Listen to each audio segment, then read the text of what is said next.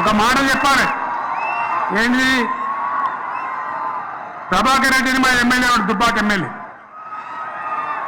ఆయనతో ఎవరు హైదరాబాద్లో మాట్లాడితే అన్న ఇంకా 3 ఏళ్ళు భరించాలని గవర్నమెంట్ అని మాట్లాడింది.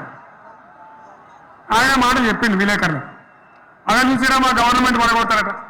మేమెందుకు పడగొడతాం రా భయ్? మాకేమైనా కాల్చేరు గులగులం ఎత్తాయా? మేమైనా కిరికిరి పని చేయం. బిడ్డ మీరే ఉండాలి. ఓట్లు తీసుకున్నారు, చక్కగా పని చేయకపోతే మీ ఈపులు ప్రజలే సాధన చేస్తారు. అంతే కదా? మేము పడగొట్టాం, మీ గవర్నమెంట్ పడగొట్టాం.